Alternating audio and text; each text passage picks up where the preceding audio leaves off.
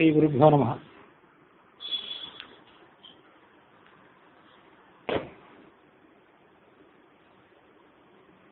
ವಾಲ್ಮೀಕಿ ರಾಮಾಯಣದ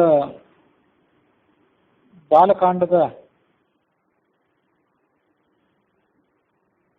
ಸರ್ಗಗಳಲ್ಲಿ ವರ್ಣನೆ ಮಾಡಿರುವಂತೆ ರಾಮನ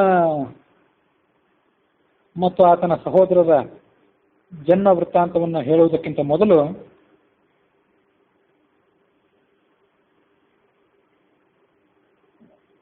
ಸುಗ್ರೀವ ಮೊದಲಾದಂತಹ ಕಪಿಗಳು, ಹನುಮಂತ ಮೊದಲಾದಂತಹ ಭಕ್ತರ ಜನನದ ವರ್ಣನೆ ಇದೆ. ಎಲ್ಲದಕ್ಕಿಂತ ಮುಖ್ಯವಾಗಿ ಯಾವ ರಾಕ್ಷಸ ರಾಜನಾದಂಥ ರಾವಣನ ವಧೆಗಾಗಿ ರಾಮನ ಅವತಾರ ಆಗಬೇಕಾಗಿತ್ತು, ಆ ರಾಕ್ಷಸ ರಾಜನಾದ ರಾವಣನ ಹುಟ್ಟು, ಆತನ ಹಿನ್ನೆಲೆ ಇವೆಲ್ಲವೂ ಕೂಡ ರಾಮಾಯಣದ ಉತ್ತರಕಾಂಡದಲ್ಲಿದೆ. ರಾಮನ ಪಟ್ಟಾಭಿಷೇಕ ಆದ ಬಳಿಕ ಋಷಿಗಳು ರಾವಣ ಕುಂಭಕರ್ಣರ ಇಂದ್ರಜಿತ್ನ ಪರಾಕ್ರಮವನ್ನು ವರ್ಣನೆ ಮಾಡುವಂತಹ ಕಥೆ ಇದೆ. ಅದನ್ನ ಈ ಬಾಲಕಾಂಡದ ಕಥೆಯಲ್ಲೇ ಜೋಡಿಸಿಕೊಂಡ್ರೆ ಎಂಥ ದುಷ್ಟನಾದಂತಹ ರಾವಣನ ವಧೆಗಾಗಿ ರಾಮನ ಜನನ ಆಗಿತ್ತು ಅನ್ನೋದನ್ನ ಸುಲಭವಾಗಿ ನಾವು ಮನಗಾಣಬಹುದು. ಅದಕ್ಕಾಗಿ ಆ ಉತ್ತರಕಾಂಡದ ಕಥೆಯನ್ನ ಇಲ್ಲಿ ಜೋಡಿಸಿಕೊಳ್ತಿದ್ದೇನೆ. ಕೃತಯುಗದಲ್ಲಿ ಪ್ರಜಾಪತಿ ಆದಂತಹ ಬ್ರಹ್ಮನಿಗೆ ಅನೇಕ ಜನ ಋಷಿಗಳು ಮಕ್ಕಳಿದ್ದರು. ಅದರಲ್ಲಿ ಪುಲಸ್ತ್ಯ ಅನ್ನೋ ಹೆಸರಿನ ಒಬ್ಬವನಿದ್ದ. ಪುಲಸ್ತ್ಯ, ಪುಲಹ, ಕೃತು, ಅಂಗಿರಸ್ ಮೊದಲಾದವರಿದ್ದರು. ಅದರಲ್ಲಿ ಪುಲಸ್ತ್ಯ ಅನ್ನುವವನೇನಿದ್ದ ಸಾಕ್ಷಾತ್ ಪಿತಾಮಹನಂತೆ ತೇಜಸ್ವಿಯಾಗಿದ್ದ. ಆ ಪುಲಸ್ತ್ಯನ ಗುಣ, ಧರ್ಮ, ಶೀಲಗಳನ್ನು ಪ್ರತ್ಯೇಕವಾಗಿ ವರ್ಣನೆ ಮಾಡಬೇಕಾದ ಅವಶ್ಯಕತೆ ಇರಲಿಲ್ಲ. ಪ್ರಜಾಪತಿಯಾದಂತಹ ಚತುರ್ಮುಖ ಬ್ರಹ್ಮನ ಮಗ ಆತ ಅಂತ ಹೇಳಿಬಿಟ್ರೆ ಸಾಕು, ಅವನೆಲ್ಲ ಗುಣ ವರ್ಣನೆ ಆದಂತೆ. ಬ್ರಹ್ಮನ ಪುತ್ರನಾದ್ದರಿಂದ ದೇವತೆಗಳಿಗೂ ಆತ ಗೌರವ ಪಾತ್ರನಾಗಿದ್ದ. ಸಮಸ್ತ ಲೋಕಗಳಿಗೂ ಕೂಡ ಮಾನ್ಯನಾಗಿದ್ದ.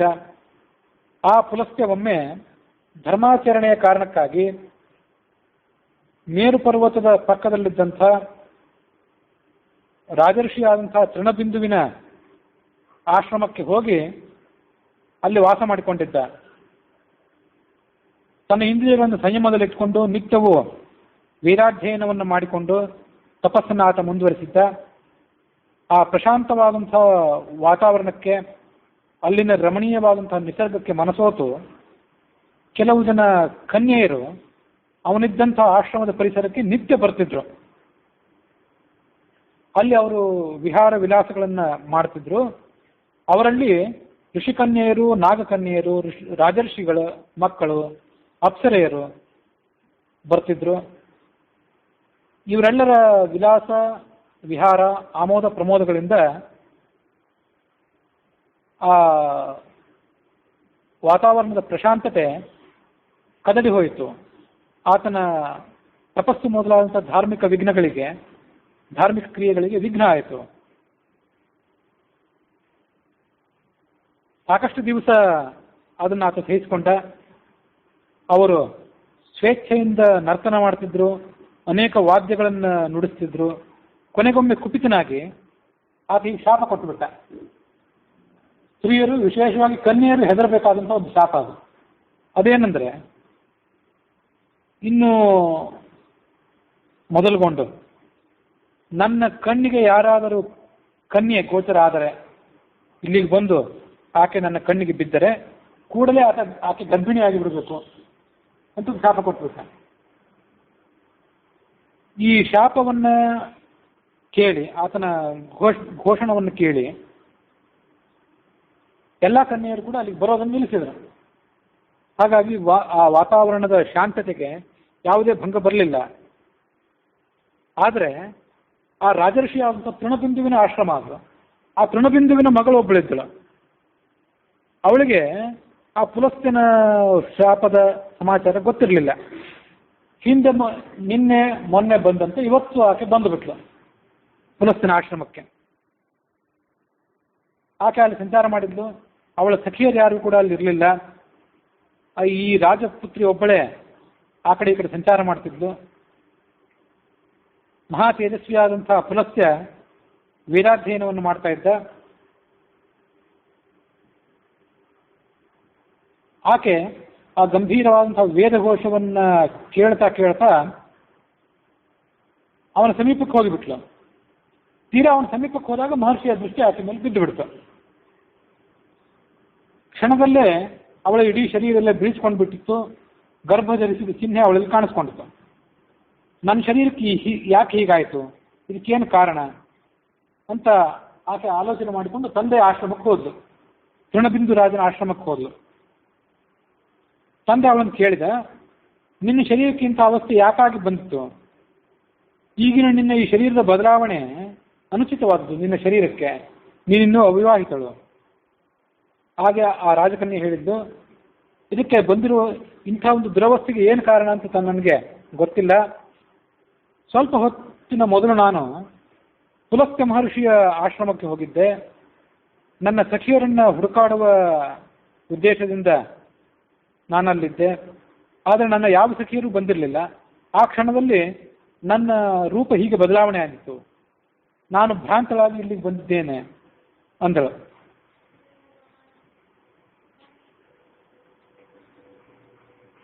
ಆಗ ಆ ತೃಣಬಿಂದು ರಾಜರ್ಷಿ ಆ ಮಗಳ ಮಾತನ್ನ ಕೇಳಿ ಧ್ಯಾನಮಗ್ನಾದ. ಏನು ನಡೆದಿತ್ತು, ಇದ್ರ ಹಿನ್ನೆಲೆ ಏನು ಅಂತ ತಿಳ್ಕೊಳ್ಳೋದಕ್ಕಾಗಿ ಸಮಾಧಿಸ್ಥನಾದ. ಅಂತರ್ಮುಖನಾದಂತಹ ಆ ರಾಜರ್ಷಿಗೆ ಅದು ಬ್ರಹ್ಮರ್ಷಿಯಾದಂತಹ ಪುಲಸ್ತ್ಯನ ಶಾಪದ ಪರಿಣಾಮ ಇದು.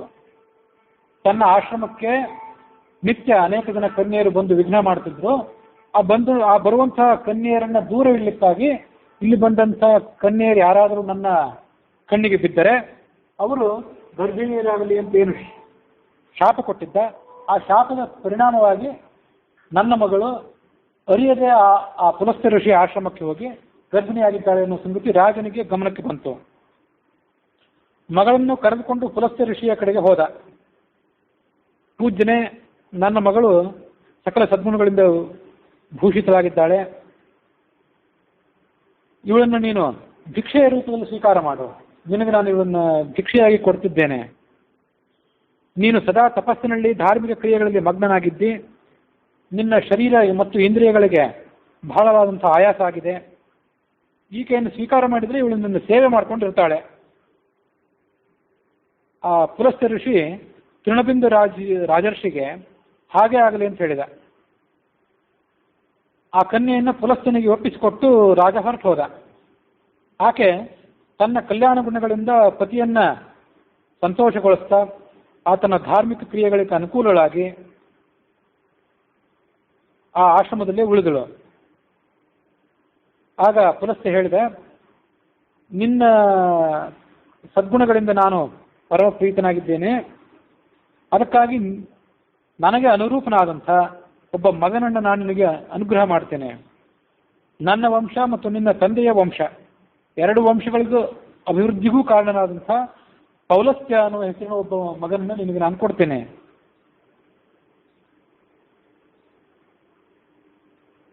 ಆ ಪೌಲಸ್ತ್ಯನಿಗೆ ವಿಶ್ರವಸ್ ಅಥವಾ ವಿಶ್ರವಣ ಅನ್ನುವಂಥ ಮತ್ತೊಂದು ಹೆಸರು ಬರೋದಿದೆ.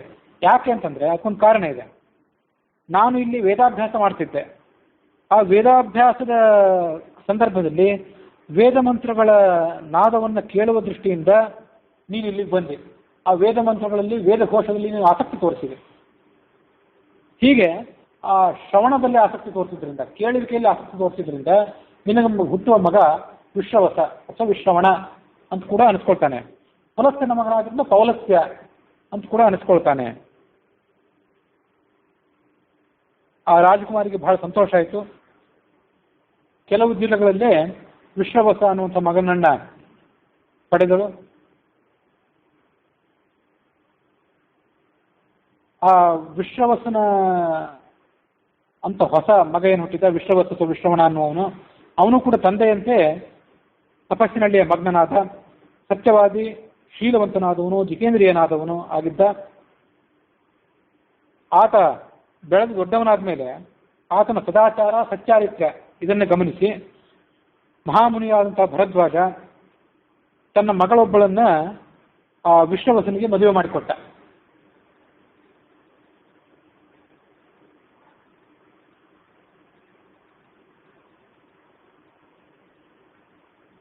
ಲೋಕದ ಪ್ರಜೆಗಳಿಗೆಲ್ಲ ಹಿತವನ್ನು ಉಂಟು ಮಾಡುವುದಕ್ಕಾಗಿ, ಲೋಕದ ಕಲ್ಯಾಣಕ್ಕಾಗಿ ಅದನ್ನೇ ಮನಸ್ಸಿನಲ್ಲಿ ಆಲೋಚನೆ ಮಾಡ್ತಾ ಒಬ್ಬ ಮಗನನ್ನ ಆತ ಹುಟ್ಟಿಸಿದ. ಈ ಪೌಲಸ್ತ್ಯಾಸ ವಿಶ್ವವಸು ಒಬ್ಬನ ಮಗನನ್ನು ಹುಟ್ಟಿಸಿದ. ಅವನ ಮಾವನು ಕೂಡ ಈತನ ಸದಾಚಾರ ಸಚ್ಚಾರಿತ್ಯವನ್ನು ನೋಡೇ ತನ್ನ ಮಗಳನ್ನು ಕೊಟ್ಟಿದ್ದ, ಬೇರೆ ಯಾವ ಗುಣವನ್ನು ಗಮನಿಸಿರ್ಲಿಲ್ಲ. ಈತನು ಕೂಡ ಮಕ್ಕಳನ್ನು ಹುಟ್ಟಿಸ್ಬೇಕಾದ್ರೆ ಅಂತ ಸಂಕಲ್ಪ ಮಾಡಿದ್ದ. ಅದನ್ನು ಗಮನಿಸ್ಬೇಕು. ನಾವು ಮಕ್ಕಳನ್ನ ನಾವು ಪಡ್ಕೊಳ್ಬೇಕಾದ್ರೆ ಎಂಥ ಸಂಕಲ್ಪವನ್ನು ಮಾಡ್ತೀವೋ ಅಂಥ ಸದ್ಗುಣಗಳಿಂದ, ಅಂಥ ದೈವಿ ಸಂಪತ್ತಿನಿಂದ ಕೂಡಿದಂಥ ಮಕ್ಕಳೇ ನಮಗೆ ಜನಿಸ್ತಾರೆ ಅನ್ನೋದನ್ನು ಗಮನಿಸಬೇಕಿಲ್ಲಿ. ಹುಟ್ಟಿದಂತಹ ಬಾಲಕನು ಕೂಡ ಧರ್ಮಜ್ಞನಾಗಿದ್ದ, ಬ್ರಾಹ್ಮಣನಿಗೆ ಯೋಗ್ಯವಾದಂತಹ ಎಲ್ಲ ಗುಣಗಳನ್ನು ಪಡೆದುಕೊಂಡಿದ್ದ. ತಂದೆಯಾದಂತಹ ಪೌಲಸ್ತನಿಗೆ, ಆಜ್ಯನಾದಂತಹ ಪುಲಸ್ತ್ಯನಿಗೆ ಇಬ್ಬರಿಗೂ ಕೂಡ ಆ ಹುಡುಗ ಆನಂದದಾಯಕನಾದ.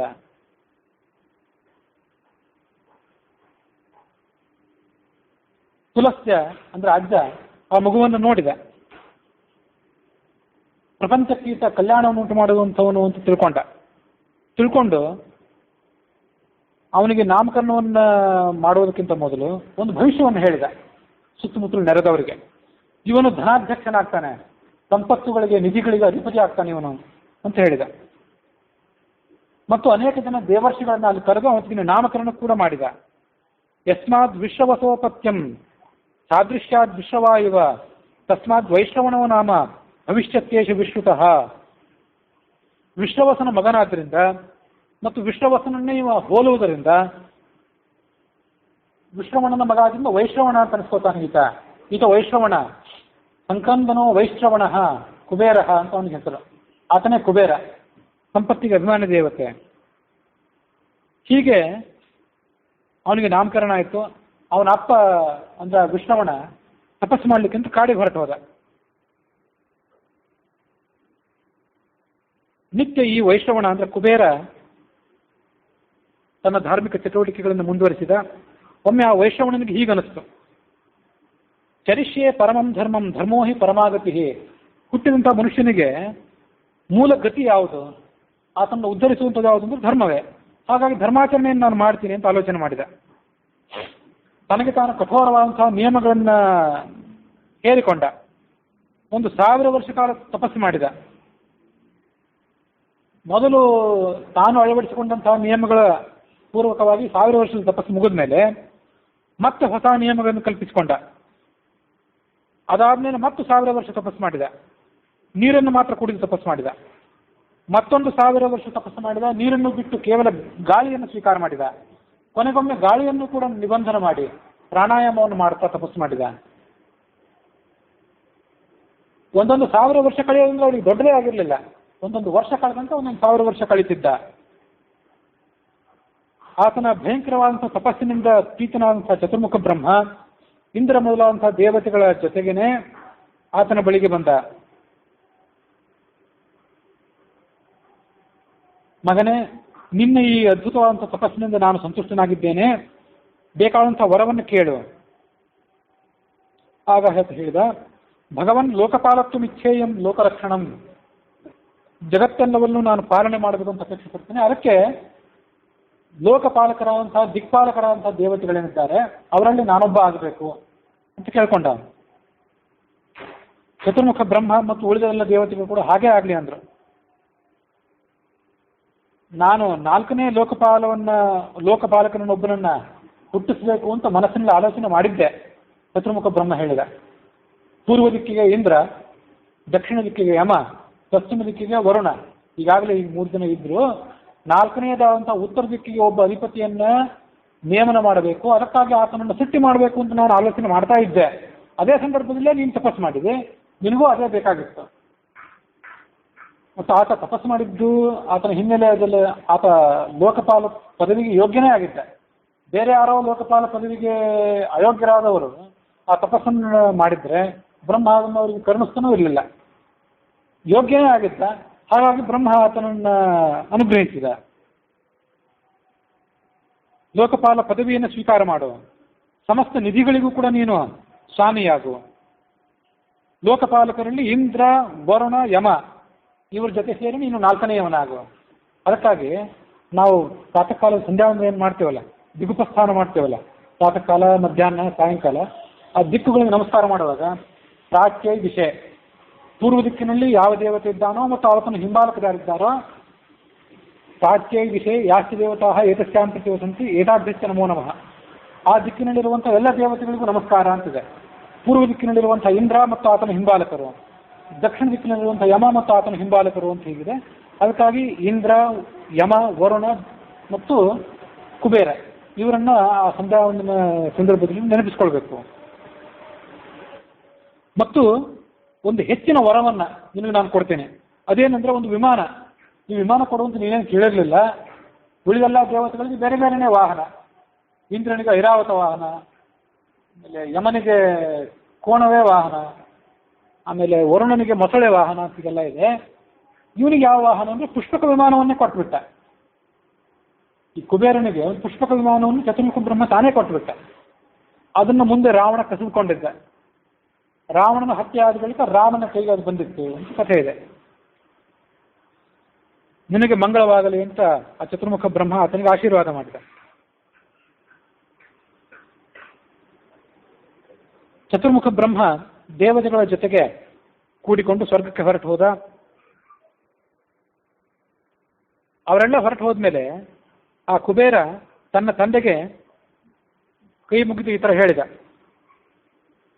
ಪೂಜ್ಯನಾದ ತಂದೆಯೇ, ಚತುರ್ಮುಖ ಬ್ರಹ್ಮ ನನಗೆ ಇಷ್ಟವಾದಂಥ ಎಲ್ಲ ವರಗಳನ್ನು ಕೊಟ್ಟಿದ್ದಾನೆ. ಆದರೆ ನನಗೆ ವಾಸಸ್ಥಾನವನ್ನು ಆತ ಕಲ್ಪಿಸಲಿಲ್ಲ. ಇನ್ನು ನಾನು ಯಾವ ಲೋಕದಲ್ಲಿರಬೇಕು ಅದೊಂದು ಬೇಕಲ್ಲ ನನಗೆ, ಅದೊಂದನ್ನು ಹುಡುಕಿ ಕೊಡು. ನಾನು ವಾಸ ಮಾಡುವಂಥ ಸ್ಥಾನದಲ್ಲಿ ಯಾವ ಪ್ರಾಣಿಗಳಿಗೂ ಯಾವ ಪೀಡೆಯೂ ಆಗಬಾರದು, ಎಲ್ಲರೂ ಸುಖಿಗಳಾಗಿರ್ಬೇಕು ಅಂತ ಸ್ಥಾನವೊಂದನ್ನು ಕೊಡು. ಆಗ ಆ ವಿಶ್ರವಣ ಮಗನಿಗೆ ಹೇಳಿದ, ದಕ್ಷಿಣ ಸಮುದ್ರದ ಆಚೆಯಲ್ಲಿ ತ್ರಿಕೂಟ ಅನ್ನುವಂಥ ಒಂದು ಪರ್ವತ ಇದೆ. ಅದರ ಮೇಲ್ಭಾಗದಲ್ಲಿ ವಿಶಾಲವಾದಂತಹ ಇಂದ್ರನ ಅಮರಾವತಿ ಅಂತಿರುವಂತಹ ಒಂದು ಪಟ್ಟಣ ಇದೆ. ವಿಶ್ವಕರ್ಮ ಅದನ್ನು ತಯಾರು ಮಾಡಿದ್ದಾನೆ. ಲಂಕಾ ಅಂತ ಅದಕ್ಕೆ ಹೆಸರು. ರಾಕ್ಷಸರ ವಾಸಕ್ಕಾಗಿ ಅದು ನಿರ್ಮಿತವಾಗಿದೆ. ಅನೇಕ ಯಂತ್ರಗಳು, ತಂತ್ರಗಳು, ಶಸ್ತ್ರಾಸ್ತ್ರಗಳು ಅಲ್ಲಿವೆ ಈಗಾಗಲೇ. ಬಂಗಾರದ ಕೋಟೆ ಗೋಡೆಗಳಿವೆ, ಅದಕ್ಕೆ ಸುತ್ತಲೂ ಕಂದಕಗಳಿವೆ. ನಿನಗೆ ಮಂಗಳವಾಗಲಿ, ನೀನು ಆ ಲಂಕಾಪಟ್ಟಣದಲ್ಲಿ ವಾಸವಾಗಿರು. ಅದರ ಹೆಬ್ಬಾಗಿಲಿಗೆ ಬಂಗಾರ, ವಜ್ರ, ವೈಡೂರ್ಯ ಮಣಿಗಳನ್ನು ಹೊಂದಿಸಿದ್ದಾರೆ. ವಿಷ್ಣುವಿನ ಭಯದಿಂದ ಪೀಡಿತರಾದಂಥ ರಾಕ್ಷಸರು ಲಂಕಾಪಟ್ಟಣವನ್ನು ಬಿಟ್ಟು ಓಡಿ ಹೋಗಿದ್ದಾರೆ. ಆ ಲಂಕಾಪಟ್ಟಣ ಈಗ ಶೂನ್ಯವಾಗಿದೆ. ಅಲ್ಲಿ ಯಾವ ರಾಜನೂ ಈಗಿಲ್ಲ. ನೀನು ಅಲ್ಲಿ ಸುಖವಾಗಿ ವಾಸ ಮಾಡಿಕೊಂಡಿರಬಹುದು. ತಂದೆ ಈ ಮಾತನ್ನು ಕೇಳಿ ಆ ವೈಶ್ರವಣ ತ್ರಿಕೂಟ ಪರ್ವತದ ಶಿಖರದಲ್ಲಿದ್ದಂಥ ಲಂಕಾಪಟ್ಟಣದಲ್ಲಿ ಬಂದು ಅಲ್ಲಿ ವಾಸ ಮಾಡಿ ಪ್ರಾರಂಭ ಮಾಡಿದ. ಎಲ್ಲಿದೆ ಆ ಲಂಕಾಪಟ್ಟಣ ಅಂದ್ರೆ, ಈಗಿನ ಲಂಕಾ ಏನಿದೆಯಲ್ಲ, ಇದನ್ನೇನೋ ಲಂಕಾಪಟ್ಟಣ ಅಂತೆಲ್ಲ ಹೇಳ್ತೀವಿ, ಆದರೆ ವಿದ್ವಾಂಸರಲ್ಲಿ ಅದ್ರ ಬಗ್ಗೆ ಒಮ್ಮತ ಇಲ್ಲ. ಅಲ್ಲಿ ಆ ತ್ರಿಕೂಟ ಪರ್ವತವಾಗಲಿ, ಸುವೇಲ ಅನ್ನುವ ಪರ್ವತವಾಗಲಿ ಕಾಣೋದಿಲ್ಲ. ಹಾಗಾಗಿ ಈ ದಕ್ಷಿಣ ದಿಕ್ಕು ಇಲ್ಲೇ ಇರುವಂಥ ಈಗಿನ ಲಂಕಾ ಏನಿದೆ, ಇದೇ ವಿಭೀಷಣ, ರಾವಣ, ಕುಬೇರಾದಿಗಳು ವಾಸ ಮಾಡ್ತಿದ್ದಂತಹ ಲಂಕಾ ಅನ್ನೋದ್ರ ಬಗ್ಗೆ ಖಂಡಿತರಲ್ಲಿ ಒಮ್ಮತ ಇಲ್ಲ. ಆಧುನಿಕ ಕಾಲದ ನಮ್ಮ ಉಪಗ್ರಹಗಳೇನಿದೆ, ಸ್ಯಾಟಲೈಟ್ಗಳು, ರಾಮ ಭಾರತ ಮತ್ತು ಲಂಕೆಗಳ ನಡುವೆ ಒಂದು ಸೇತುವೆ ಕಟ್ಟಿದ್ನಲ್ಲ, ಆ ಸೇತುವೆಯನ್ನು ಅಲ್ಲಿ ಅದರ ಛಾಯಾಚಿತ್ರಗಳನ್ನು ಉಪಗ್ರಹಗಳು ತೆಗೆದಿವೆ ಅಂತ ಹೇಳ್ತಾರೆ. ಹಾಗಾಗಿ ರಾವಣನ ಕಾಲದ ಲಂಕೆಯೇ ಇದು ಅಂತ ಹೇಳುವವರು ಕೆಲವರು ಇದ್ದಾರೆ. ಇದಲ್ಲ, ಅದೃಶ್ಯವಾದಂಥ ಮತ್ತೊಂದು ಲಂಕೆ ಇದೆ ಅಂತ ಹೇಳುವವರು ಇದ್ದಾರೆ. ಈಗ ನಾವು ಬದ್ರಿ ಕ್ಷೇತ್ರ ಅಂತ ನೋಡ್ತೀವಲ್ಲ, ಈ ಬದ್ರಿಗೆ ನಾವು ಹೋಗ್ತೇವೆ. ಇದಕ್ಕಿಂತ ಭಿನ್ನವಾದಂಥ ದೊಡ್ಡ ಬದ್ರಿ ಅಂತ ಮತ್ತೊಂದು ಇದೆ, ಅಲ್ಲಿ ವೇದವ್ಯಾಸ ದೇವರು ಇರ್ತಾರೆ ಅಂತ ಕಥೆ ಇದೆಯಲ್ಲ.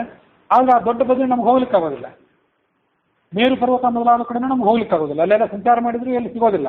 ಆಧುನಿಕ ಕಾಲದ ತಂತ್ರಜ್ಞಾನಕ್ಕೆ, ವಿಜ್ಞಾನಕ್ಕೆ ಎಲ್ಲಿ ಹೋದ್ರೂ ನಮ್ಗೆ ಆ ಮೇರು ಪರ್ವತ ಇತ್ಯಾದಿಗಳು ಎಲ್ಲೂ ಸಿಗೋದೇ ಇಲ್ಲ. ದೊಡ್ಡ ಬದ್ರಿಯೂ ಸಿಗೋದಿಲ್ಲ, ಹಾಗೆ ಈ ಲಂಕಾನಗರ. ಪುರಾಣದಲ್ಲಿ ಹೇಳಿದಂಥ ಲಂಕಾನಗರ ಈಗಿನ ಲಂಕಾ ದೇಶ ಅಲ್ಲ ಅಂತ ಹೇಳುವವರು ಇದ್ದಾರೆ.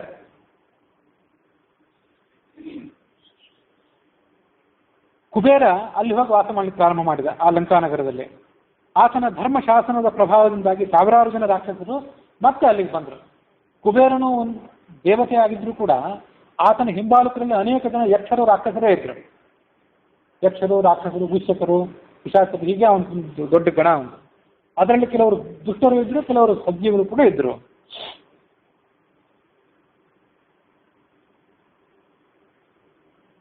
ಆ ಲಂಕಾಪಟ್ಟಣದಲ್ಲಿ ಹೀಗೆ ಆತ ವಾಸ ಮಾಡ್ಕೊಂಡಿರ್ತಿದ್ದ. ಬೇಕಾದಾಗ ಪುಸ್ತಕ ವಿಮಾನದಲ್ಲಿ ಕೂತ್ಕೊಂಡು ತನ್ನ ತಂದೆ ತಾಯಿಗಳ ಬಳಿಗೂ ಕೂಡ ಹೋಗಿ ಬರ್ತಿದ್ದ.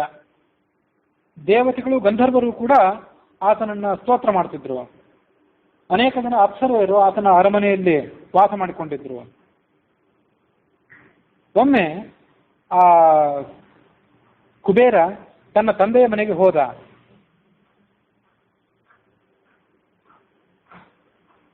ಈ ನಡುವೆ ಆ ಕಥೆಯಲ್ಲಿ ಲಂಕೆಯಲ್ಲಿ ರಾಕ್ಷಸರ ಉತ್ಪತ್ತಿ ಹೇಗಾಯಿತು, ಅದು ಎಲ್ಲಿಂದ ಬಂದರು, ಆ ರಾಕ್ಷಸರ ಹಿನ್ನೆಲೆ ಏನು, ಹುಟ್ಟಿನ ಹಿನ್ನೆಲೆ ಏನು, ಆ ಕಥೆಯನ್ನು ಕೂಡ ಅಗಸ್ತ್ಯರು ರಾಮನಿಗೆ ಹೇಳಿದರು.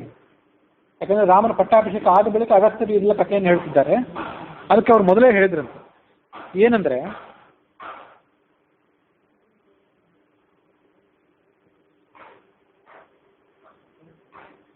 ಕುಬೇರ, ರಾವಣ, ಕುಂಭಕರ್ಣ ಇವ್ರಿಗಿಂತ ಮೊದಲು ಆ ಲಂಕಾಪಟ್ಟಣದಲ್ಲಿ ರಾಕ್ಷಸರಿದ್ದರು ಅಂತ ನಿಮ್ಮ ಮಾತನ್ನು ಕೇಳಿ ನನಗೆ ಆಶ್ಚರ್ಯ ಅನ್ನಿಸ್ತಿದೆ.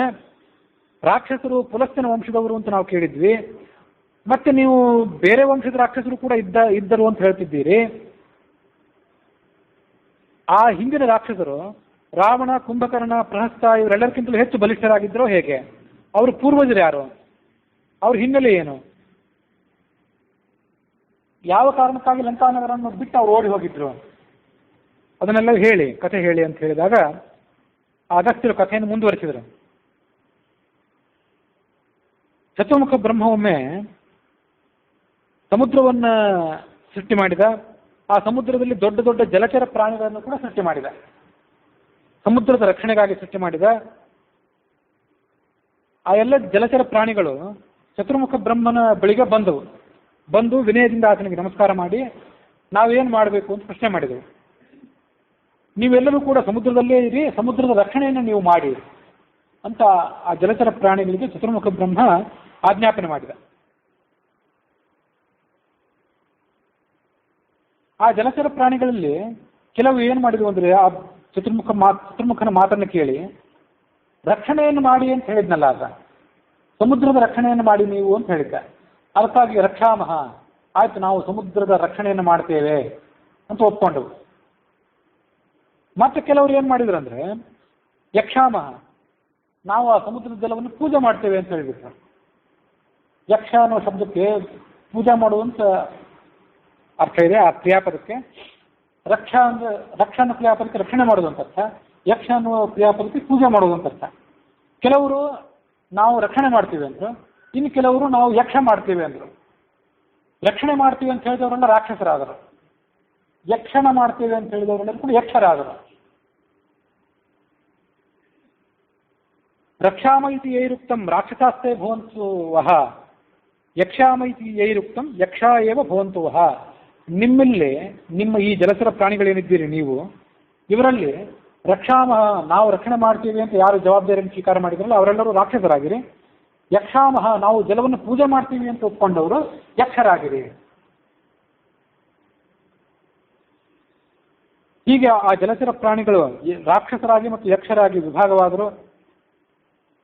ಅವರಲ್ಲಿ ರಾಕ್ಷಸರಾದವರಲ್ಲಿ ಹೇತಿ ಮತ್ತು ಪ್ರಹೇತಿ ಅಂತ ಹೆಸರಿನ ಇಬ್ಬರು ಸಹೋದರರಿದ್ದರು. ಎಲ್ಲ ರಾಕ್ಷಸರಿಗೂ ಅವರು ಅಧಿಪತಿರಾಗಿದ್ದರು. ಶತ್ರುಗಳ ದಮನದಲ್ಲಿ ಬಹಳ ದಕ್ಷರಾಗಿದ್ದರು ಅವರು. ಅವರಿಬ್ಬರಲ್ಲಿ ಪ್ರಹೇತಿ ಒಮ್ಮೆ ಪರಮಧಾರ್ಮಿಕನಾಗಿದ್ದ ಆತ ಒಮ್ಮೆ ತಪಸ್ಸು ಮಾಡಬೇಕು ಅಂತ ತಪಸ್ಸಿಗೆ ಹೋಗ್ಬಿಟ್ಟ. ಆತ ವಿವಾಹ ರಾಜ್ಯಭಾರ ತಲೆ ಕೆಡ್ಕೊಳ್ಳಿಲ್ಲ ಆತ. ಈ ಹೇತಿ ಅಂತ ಇನ್ನೊಬ್ಬ ಇದ್ನಲ್ಲ, ಅವನಿಗೆ ಮಾತ್ರ ವಿವಾಹ ಮಾಡ್ಕೋಬೇಕು ಅಂತ ಅನಿಸ್ತು. ವಿವಾಹ ಮಾಡ್ಕೊಳ್ಳಿಕ್ಕೆ ಅಂತ ಬಹಳ ಪ್ರಯತ್ನ ಪಟ್ಟ. ಕಾಲಪುರುಷನ ಹತ್ರ ಹೋದ. ಕಾಲಪುರುಷನ ಹತ್ರ ಹೋಗಿ ಆತನ ತಂಗಿಯಾದಂಥ ಭಯ ಅನ್ನುವ ಹೆಸರಿನ ಒಬ್ಬಳು ಕನ್ಯೆಯನ್ನ ನನಗೆ ಕೊಡು ಅಂತ ಕೇಳಿದ. ತಾನೇ ಆಕೆಯಿಂದ ಯಾಚನೆ ಮಾಡಿದ. ಈ ಕಾಲಪುರುಷ ಅಂದ್ರೆ ಯಾರು ಅಂತ ನನಗಿನ್ನೂ ಮಾಹಿತಿ ಸಿಕ್ಕಿಲ್ಲ, ಅದನ್ನು ಸ್ವಲ್ಪ ನೋಡಿ ಹೇಳ್ತೀನಿ. ಕಾಲಪುರುಷ ಅಂದ್ರೆ ಯಮನೋ ಅಥವಾ ಬೇರೆ ಯಾರೋ ನೋಡಿ ವಿಚಾರ ಮಾಡಿ ಹೇಳ್ತಾನೆ. ಅವನಿಗೆ ಭಯ ಅನ್ನುವ ಹೆಸರಿನ ಮಗಳಿದ್ಲು, ಅವಳನ್ನು ತಾನೇ ಸ್ವೀಕಾರ ಮಾಡಿದ. ಅವರಿಬ್ಬರಿಗೆ ಹುಟ್ಟಿದ ಮಗ ವಿದ್ಯುತ್ ಕೇಶ ಅನ್ನುವವನು. ಆ ವಿದ್ಯುತ್ ಕೇಶ ದಿನೇ ದಿನೇ ಮಹಾಪರಾಕ್ರಮಶಾಲಿಯಾಗಿ ಬೆಳೆದ. ಆತ ಮುಂದೆ ಯುವಕನಾದಾಗ ಈ ಅಪ್ಪ ಅವನಿಗೆ ಮದುವೆ ಮಾಡಬೇಕು ಅಂತ ಅಪೇಕ್ಷೆ ಪಟ್ಟ.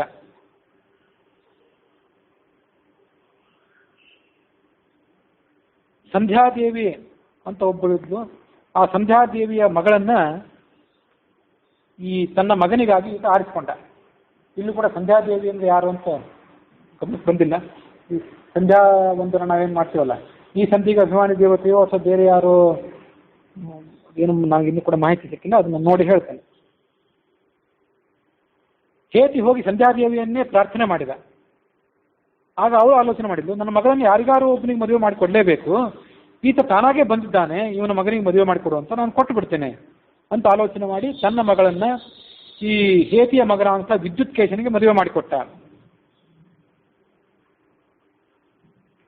ಕೆಲವು ದಿವಸಗಳ ನಂತರ ಆ ಮಗಳು, ಅವಳ ಹೆಸರು ಸಾಲ ಕಟಂಕಟ ಅಂತ, ವಿದ್ಯುತ್ ಕೇಶನಿಂದ ಆಕೆ ಗರ್ಭಿಣಿ ಆಗಲು. ಆಕೆ ಮುಂದೆ ಏನ್ ಮಾಡಿದ್ಲು ಅಂದ್ರೆ, ಮಂದರ ಪರ್ವತ ಸಮೀಪಕ್ಕೆ ಬಂದು ಆ ಮಂದರ ಪರ್ವತದ ತಪ್ಪಲು ಪ್ರದೇಶದಲ್ಲಿ ತನ್ನ ಗರ್ಭವನ್ನ ವಿಸರ್ಜನೆ ಮಾಡಿಬಿಟ್ಲು. ಗರ್ಭವನ್ನು ವಿಸರ್ಜನೆ ಮಾಡಿ ಹೊರಟೋಗ್ಬಿಟ್ಲು. ಮತ್ತೆ ಗಂಡನ ಜೊತೆಗೆ ಆತನ ಜೊತೆಗೆ ವಿಹಾರ ಮಾಡ್ತಾ ಮುಂದೆ ಹೋಗ್ಬಿಟ್ಲು.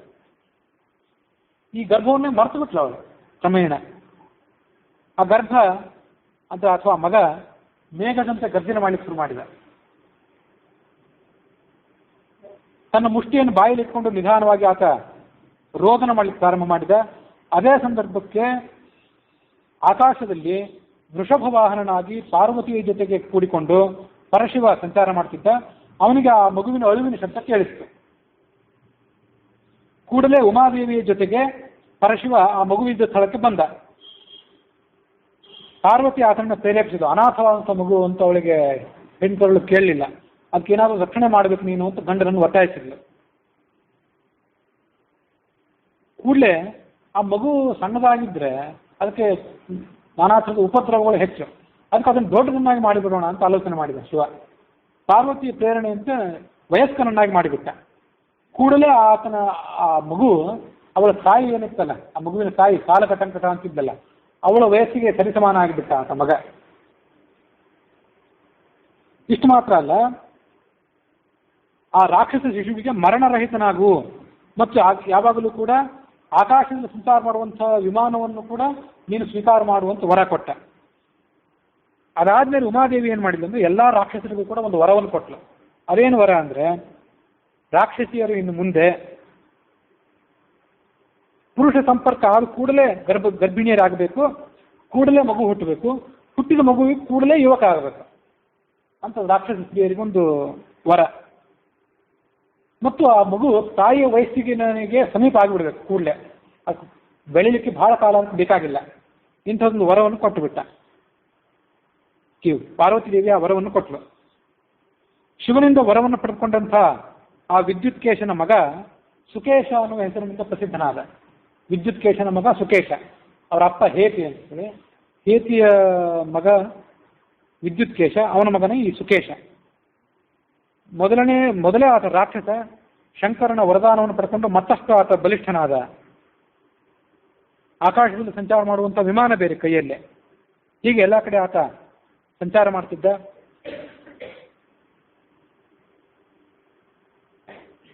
ಒಬ್ಬ ಗಂಧರ್ವ ಇದ್ದ, ಗ್ರಾಮಣಿ ಅನ್ನುವ ಹೆಸರಿನ ಗಂಧರ್ವ.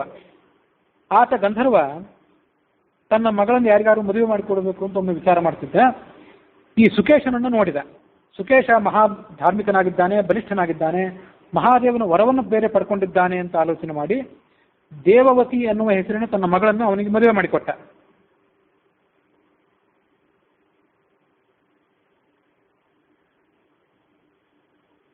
ಕೆಲವು ಕಾಲದ ಬಳಿಕ ಆ ಸುಕೇಶನಿಗೆ ದೇವವತಿಯಲ್ಲಿ 3 ಅಗ್ನಿಗಳಿಗೆ ಸಮಾನರಾದಂಥ ಮಕ್ಕಳು ಜನಿಸಿದರು.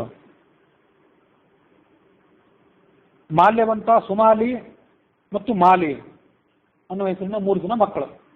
ಹೀಗೆ ಇವರು ಆ ಸುಕೇಶನಿಗೆ ಜನಿಸಿದರು. ಮಹಾಪರಾಕ್ರಮಿಗಳಾಗಿದ್ದರು.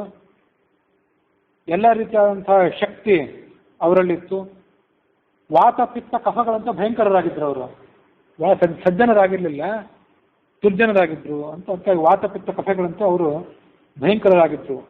ತ್ರಯ ಘೋರಾಹ ಇವ ಆಮಯಾಹ, 3 ರೋಗಗಳಂತೆ ಅವರು ಭಯಂಕರರಾಗಿದ್ದರು ಅಂತ ಈಗ ಕಥೆ ಇದೆ.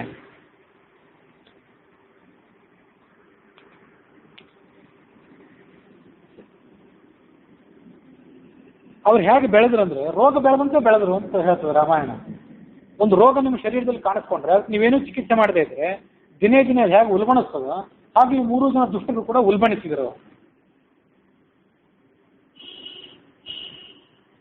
ನಮ್ಮ ಅಪ್ಪ ಯಾವ ಕಾರಣದಿಂದ ಶ್ರೇಷ್ಠನಾದ, ತಪಸ್ಸನ್ನು ಮಾಡಿ ಶ್ರೇಷ್ಠನಾದ, ಹಾಗೆ ನಾವು ಕೂಡ ಘೋರವಾದ ತಪಸ್ಸನ್ನು ಮಾಡಿ ದೊಡ್ಡ ದೊಡ್ಡ ವರಗಳನ್ನು ಪಡ್ಕೊಳ್ಬೇಕು, ಶಕ್ತಿಯನ್ನು ಪಡ್ಕೊಳ್ಬೇಕು ಅಂತ ಆ 3 ಜನ ಆಲೋಚನೆ ಮಾಡಿದರು. ತಪಸ್ಸನ್ನು ಮಾಡಲಿಕ್ಕೆ ಪ್ರಾರಂಭ ಮಾಡಿದರು. ಇಂದ್ರಿಯಗಳನ್ನು ನಿಗ್ರಹಿಸಿಕೊಂಡು ಸತ್ಯ, ಸರಳತೆ ಇವೆಲ್ಲ ನಿಯಮಗಳನ್ನು ಅಳವಡಿಸಿಕೊಂಡು ಆ 3 ಜನ ಕೂಡ ತಪಸ್ಸು ಪ್ರಾರಂಭ ಮಾಡಿದರು. ಚತುರ್ಮುಖ ಬ್ರಹ್ಮ ವಿಮಾನದಲ್ಲಿ ಕುಳಿತುಕೊಂಡು ಆ ಸುಕೇಶನ ಮಕ್ಕಳ ಬಳಿಗೆ ಬಂದ.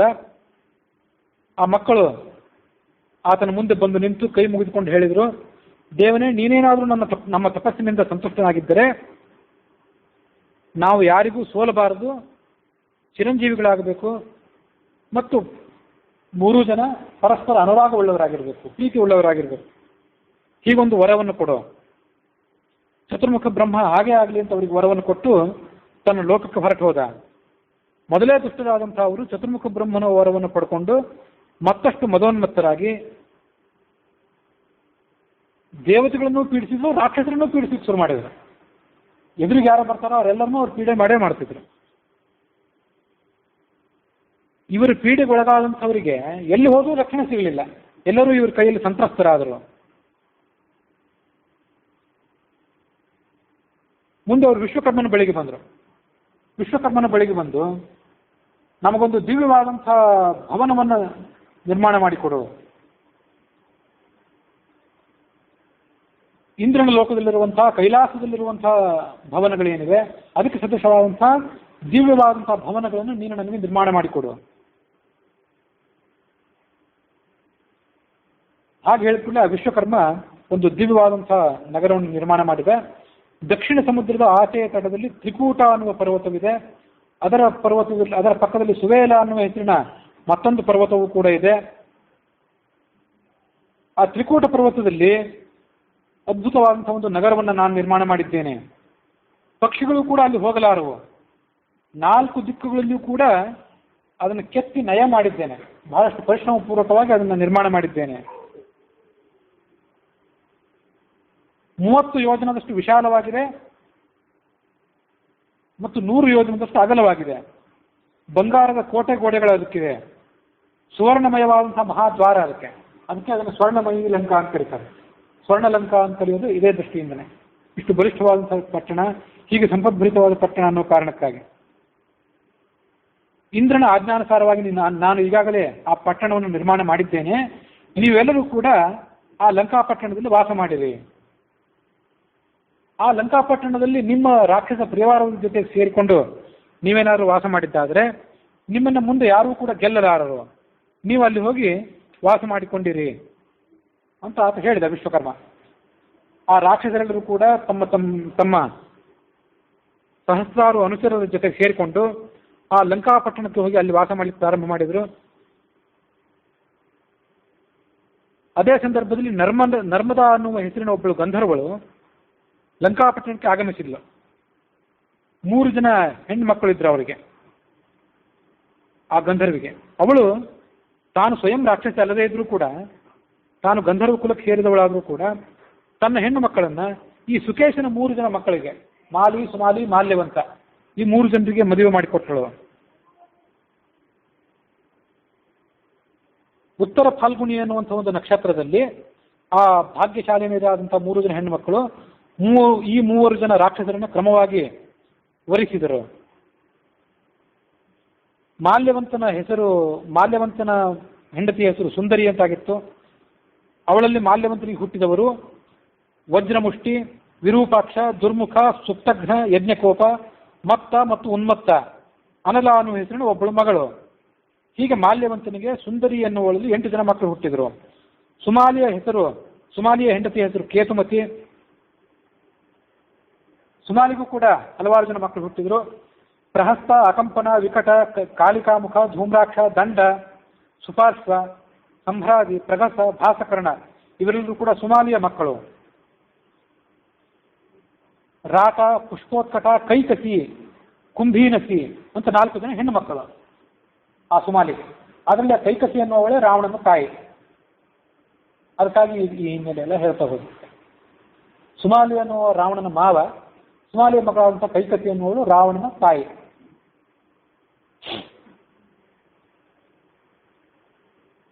ಆ 3ನೇವನೊಬ್ಬ ಇದ್ದಲ್ಲ ಮಾಲಿ ಅಂತ, ಸುಕೇಶನ 3ನೇ ಮಗ ಮಾಲಿ ಅಂತಿದ್ನಲ್ಲ, ಅವನ ಪತ್ನಿಯ ಹೆಸರು ವಸುಧಾ.